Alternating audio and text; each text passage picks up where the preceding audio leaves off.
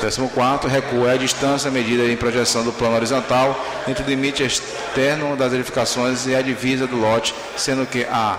Os recuos laterais do fundo são definidos por linhas paralelas à divisa do lote. B. Os recuos de frente são medidos em relação aos alinhamentos dos terrenos. C. No caso de lotes de forma irregular, os recuos obedecerão o estabelecido. Quadro A, que faz parte integralmente desta lei. D. No caso da edificação cuja exigência do recuo lateral for proporcional à altura H, o recuo mínimo será variável de acordo com a altura de cada pavimento ou... Isso aí é com a emenda que altera. Aí já vem com a emenda. Com a emenda, isso aí com a redação da emenda. Item E. Pode olhar lá. Isso, a letra E. Isso. Já foi aprovado. Já foi aprovado. Manda ver. Porque eu não sou do ramo aqui. Não entendo muito. Eu que não entendo. Perdi. Inciso 15º. Profundidade do lote é a menor distância medida entre o alinhamento do lote e uma paralela a este, que passa pelo ponto extremo do lote em relação ao alinhamento. Inciso 16º, o debelamento de lote é o fracionamento da parte da área do lote para a formação do novo ou dos novos lotes. Emenda, esse aqui. Você pula, você acabou de ficar. Inciso 18º, a área construída. É a soma de todas as superfícies construídas, cobertas do edifício, incluindo todas as áreas referentes às paredes, pilares, dutos de ventilação, escadas e quaisquer elementos internos da edificação, porém, se computar os beirais dos telhados e marquises. Inciso 19º, área construída compatível. Esse aqui? Emenda. A área construída. Emenda. Já foi, já. Já foi, já? Esse aí já vem para isso. Ok. Inciso 20º, coeficiente do aproveitamento é resultante do coeficiente da área construída computável pela área total do terreno em que a edificação se situa. Inciso 21º, taxa de ocupação do terreno é resultante do coeficiente da área ocupada pela área total do terreno em que a edificação se situa. Inciso 12º, altura do edifício. É a medida em metros tomada sempre entre a altura média do meio-fio e a laje ou forro de cobertura do pavimento, mas é elevado da condição edificação, ainda que este apresente pavimento escalonado em qualquer que seja a sua posição em relação ao nível do logradouro. No cálculo da altura, não serão computadas as alturas dos seguintes elementos construídos: a. Apartamento de cobertura ou área destinada ao uso comum do condomínio, desde que a sua área construída não ultrapasse 70% da área do último pavimento, tipo desde que tenha pé direito, no máximo 3 metros. Tenha recuo de frente para o logradouro público, dobrado em relação ao exigido na zona, ou no mínimo 3 metros, quando não houver exigência de recuo frontal na zona do uso em qualquer edificação estiver situada. A. B. As partes sobreveladas, quando destinadas exclusivamente para a casa de máquinas de elevadores e caixas de água. C. Os compartimentos destinados à instalação e ar-condicionados, plantibandas, guardas, corpos e telhados, desde que as suas alturas não ultrapassam 1,30 m no seu ponto mais elevado. Inciso 23º, pavimento ou andar. É a área construída compreendida entre a parte superior de um piso acabado e a parte superior de um piso imediatamente superior, ou entre a parte superior de um piso acabado e o forro acima dele, se não houver piso acima. Inciso 24º, pé direito. É a altura medida entre um piso acabado e a linha de forro de cobertura, ou entre o piso e superfície inferior de uma laje. Inciso 25º, uso do edifício ou terreno. É a atividade principal exercida de um edifício ou terreno. A. Uso acessório é a atividade dependente ou completamente a exercida em um edifício ou terreno. Inciso 26º, uso misto. É a pluralidade de atividades exercidas em edifícios ou terrenos sem que nenhum deles sejam considerados principal em relação às outras. Inciso 27º, uso permitido é aquele cuja instalação é incentivada e qualquer para a qual é dimensionada a infraestrutura urbana.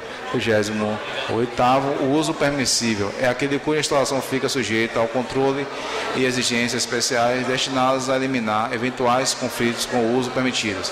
Inciso 29º, uso em desacordo é aquele uso geralmente existente até a data da publicação desta lei, mas que, em razão dela, passou a situar-se na zona onde é proibido. 23º.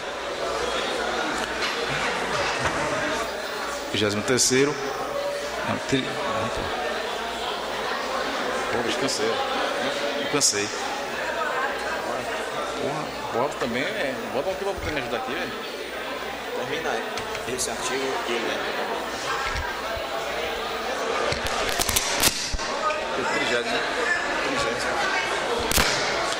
30º, ocupação em desacordo é aquele já existente à data da publicação desta lei, em recuo coeficiente de aproveitamento da taxa de ocupação em desacordo com o estabelecimento nesta lei. 31º, o conjunto habitacional é a construção de diversas habitações simultaneamente à execução de lotamento, derrubamento ou remembramento de lotes. 32º, conjunto habitacional em condomínio fechado é a construção de diversas edificações em uma única área de distribuição das áreas comuns em forma de fração ideal. 33º, equipamentos urbanos são as instalações de infraestruturas urbanas, tais como equipamentos de abastecimento de água, serviços de esgoto, energia elétrica, coleta de água pluviais, rede telefônica, gás canalizado, transporte e outros de interesse público. 34º, equipamentos comunitários são instalações públicas destinadas à educação cultural, saúde, lazer e similares. 35º, a área institucionais são áreas destinadas às instalações dos equipamentos comunitários.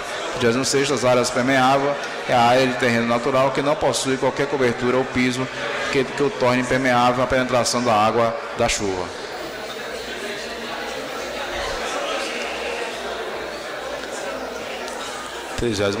Índice de permeabilidade é o resultante do coeficiente entre a área permeável do terreno e a área total do terreno. 38º, reservação para o recuo das águas pluviais compreende a implantação de dispositivos de captação de água oriunda da coleta pluvial residual destinados ao uso não potável da unidade. 39º, cota de conforto, relação entre a área útil da unidade imobiliária residencial e o número de habitantes desta unidade, sendo que a definição do número de habitantes considera-se 2 habitantes para cada dormitório. Para isso, velho. Oi? XL.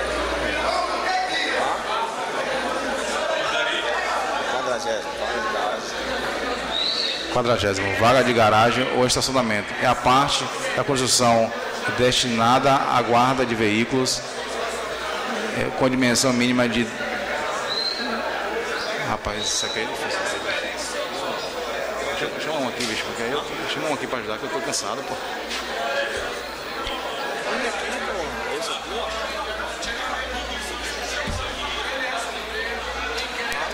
Ah, porra, mano.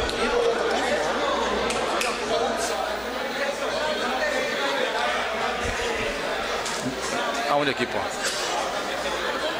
Aonde aqui, pô? Pega aí, velho. Na moral. Área privativa principal, área da unidade autônoma de uso exclusivo do proprietário destinada à moradia, atividade ou uso principal da edificação, situada em determinado andar ou em 2 ou mais andares, interligados por acesso também privativo. Área privativa acessória da unidade autônoma de uso exclusivo, situada fora dos limites físicos de sua área privativa principal, destinada a usos acessórios tais como depósito, box de lavanderia, vagas de garagem. Em discussão, o artigo 3º, com todos os seus parágrafos, incisos e alíneas. Em discussão, em votação, os vereadores que aprovam permaneçam como se encontram. Aprovado por unanimidade. Parágrafo 4º. Artigo 4º. Não serão permitido o espaçamento do solo para fins urbanos fora das zonas urbanas estabelecida pela Lei número 3.554/2011, exceto quanto comprovadamente de interesse social ou urbanístico. Artigo 4º. Em discussão, em votação, os vereadores que aprovam permaneçam como se encontram. Aprovado por unanimidade. Capítulo 2º do uso e ocupação do solo. Artigo 5º.